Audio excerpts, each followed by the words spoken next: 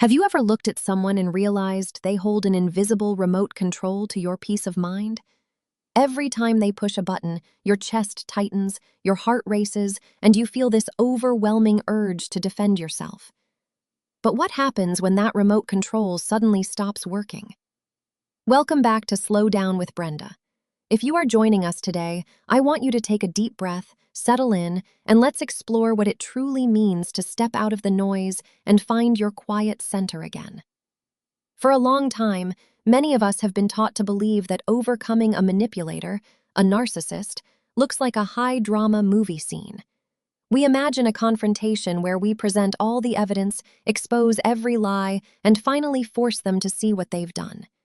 We play this moment over and over in our heads while lying awake at night, crafting the perfect arguments, holding on to the hope that if we just explain ourselves clearly enough, they will finally understand. But if you've ever tried that, you already know the painful truth. That moment never comes. In fact, every time we raise our voice, every time we send a long paragraph explaining our pain, and every time we get pulled into another circular argument, we aren't defeating them. We are actually giving them exactly what they need. We are feeding the machine. Their entire sense of self relies on our emotional response. Whether that response is anger, tears, or desperation, it all serves as proof that they still hold leverage over our internal state. Real defeat doesn't happen with a loud confrontation or a victorious speech. It happens in total stillness. It happens when their psychological control experiences a quiet internal crash because you simply stopped reacting. When you cut off access to your emotional nervous system, something remarkable occurs. Their false persona, which relies entirely on your external validation to survive, begins to fracture. A manipulator doesn't possess a stable, grounded sense of self-worth. They borrow yours by poking at your boundaries and watching you react. The moment you neutralize your nervous system, when your heart rate stays steady and your voice remains calm, the illusion shatters. However, recognizing this moment requires a quiet kind of awareness. A defeated manipulator rarely walks away with grace. Instead, they shift into a completely different behavioral baseline. They begin to exhibit 4 very specific psychological signs: subtle changes in their facial expressions, tone of voice, and social tactics that reveal they know at a deep level that the game is over. If we don't recognize these signs, it's easy to misread their behavior. We might mistake their sudden withdrawal for peace or their subtle shifts as a sign that we can finally let our guard down. That is why understanding these mechanics is so essential. It's not about learning how to fight back or get revenge. It's about protecting your energy so you never have to step back into the loop again. Let's slow down and look at what actually happens beneath the surface when you reclaim your peace and take back the remote control for good. To understand what happens when a manipulator loses their grip, we have to look past their words and pay attention to what their body is doing. When someone realizes that their psychological leverage over you has completely evaporated, their immediate reaction isn't a clever retort or a sudden apology. Instead, their body often reacts the way many of us do when we're suddenly caught off guard, what some people describe as a kind of ego threat response. The carefully constructed persona, the calm, superior mask they've worn for so long, seems to falter, almost like it's cracking under its own weight. If you observe them closely in that specific moment, you may notice 3 subtle changes in their face and posture. The first thing to shift is often their eyes. Under normal circumstances, our eyes blink naturally as our brain processes conversation. But the moment a manipulator senses their tactics are no longer landing, something in them seems to tense up. Their eyes might seem to freeze, almost unblinking, like the moment someone is caught completely off guard and doesn't know what to do next. This isn't the strong, confident eye contact of someone who feels in control. It's something quieter, more unsettled, like watching someone try to hold a mask in place with their bare hands. Simultaneously, you may notice a shift in their facial expression. That subtle, practiced smirk or air of quiet condescension seems to vanish. The tension around their jaw and mouth softens, as if something unexpected has caught them off guard with nowhere to go. For a brief second, the polished mask slips, and you're looking at something quieter and less certain underneath. Along with this facial shift often comes a change in posture. When someone feels dominant, they occupy space freely. They lean forward, keep their chest open, and use expansive gestures. But when their psychological remote control stops working, their physical frame can seem to contract. Their shoulders round inward by a fraction, their hands retreat toward their body, and their chin dips slightly.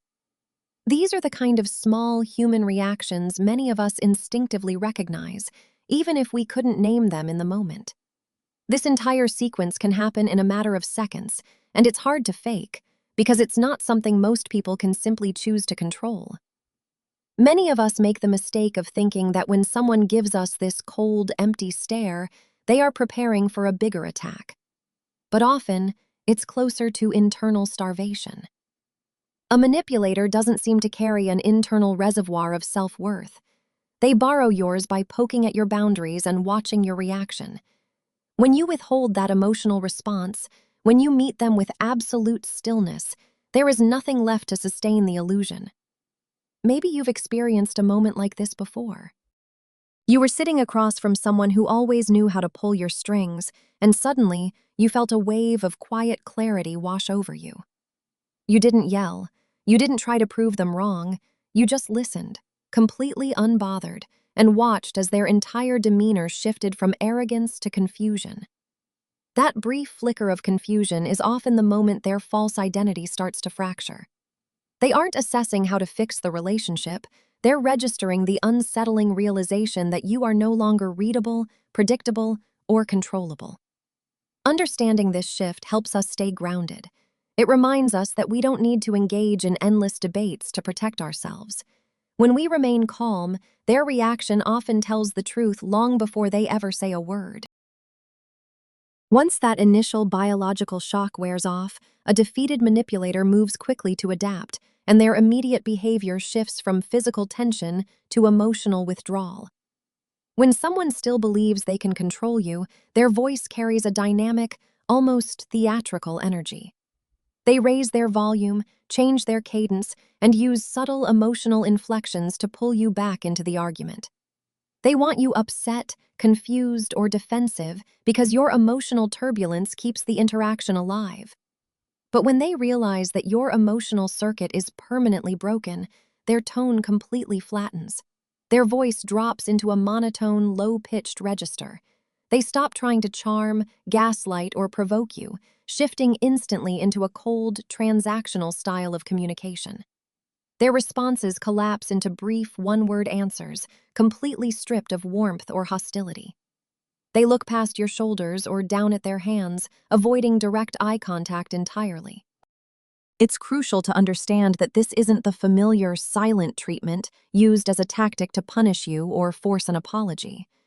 Real silent treatment is loud. It comes with heavy sighs, visible tension, and dramatic doors closing, all designed to make you ask, "What did I do wrong?" This quiet withdrawal is fundamentally different. It is a psychological retreat. Human beings don't invest energy in systems that yield zero return. The moment your emotional wall becomes immovable, their brain simply cuts the feed to conserve psychological capital. They are drawing a strict boundary around themselves to protect their fragile ego from further exposure. However, this is where many of us get caught off guard, because what happens next rarely stays between two people. When a manipulator loses internal control over you, their immediate tactical pivot is to reach outward. They realize they can no longer rewrite the reality of what happened in your presence, so they rush to rewrite it for everyone else. Within hours or days of a true defeat, you will often notice a quiet escalation in reputation management. They reach out to mutual acquaintances, family members, or colleagues, but they don't launch wild, unhinged attacks because screaming accusations would make them look unstable. Instead, they adopt a far more effective persona, the deeply concerned, quiet victim. They lean into performative empathy, saying things like, "I'm just really worried about them lately," or "I've tried everything to help, but I don't know what's going on with their mental state." By framing the end of the relationship around your supposed instability or cruelty, they attempt to anchor the narrative first. They know that whomever controls the initial story often controls the perception of the room. They selectively share half-truths, invert the roles of victim and aggressor, and use soft concern to build a protective wall of third-party sympathy around themselves. When you see someone frantically reaching out to your circle, spreading quiet distortions and securing allies, it can feel deeply uncomfortable. But if we slow down and look at it clearly, we realize something profound. This public campaign is not a demonstration of their power. It is an explicit, undeniable admission that they have lost all direct power over you. They are forced to operate in the shadows of your social circle precisely because they can no longer face you directly. Your calm clarity and your firm boundaries have made it impossible for them to manipulate you one-on-one. You don't need to run around trying to fix every rumor or convince everyone of your truth. Those who truly know you will see through the noise, and those who choose to believe the performance were never yours to protect in the first place. When we look back at the patterns of emotional manipulation, there is one final, undeniable sign that confirms their grip on your life has been broken for good. Many people who have been in these dynamics are familiar with the concept of hoovering, that cyclical behavior where a manipulator reappears weeks, months, or even years later. They send a casual text checking in, drop a subtle memory of the past, or create a sudden personal emergency, all designed to pull you back into their orbit. When someone hoovers, it isn't driven by love, nostalgia, or a genuine realization of their mistakes. It is simply a test. They reach out because their internal calculations suggest there might still be a small crack in your armor, a lingering sense of guilt, a need for closure, or an emotional reaction they can exploit. The final, definitive proof of true defeat is the complete extinction of hoovering behavior.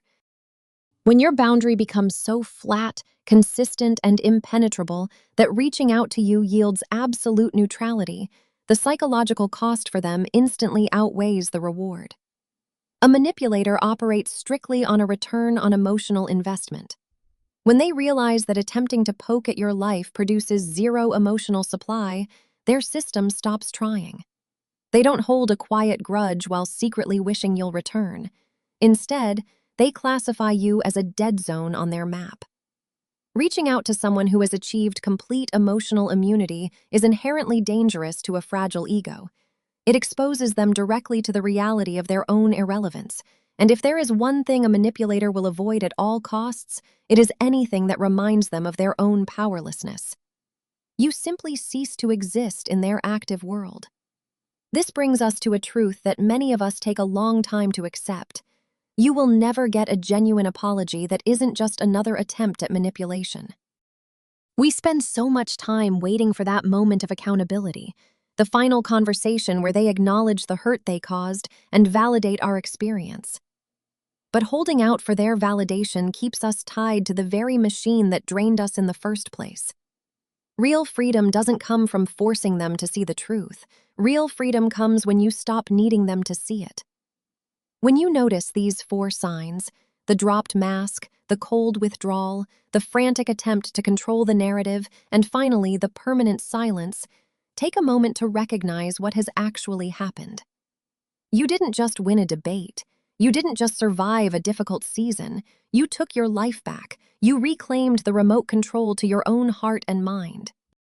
So, if you are sitting here today, still carrying the lingering exhaustion of trying to explain yourself to someone who is committed to misunderstanding you, here is one small, quiet action you can take tomorrow. The next time you feel the urge to defend your truth, pause.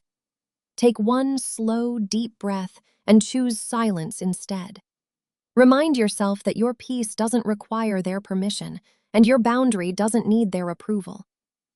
Life doesn't become effortless overnight just because we decide to stop fighting, but it becomes immeasurably lighter the moment we realize that we no longer have to perform for a control panel that was never ours to hold. Keep your remote control in your own hands, walk forward gently, and never look back.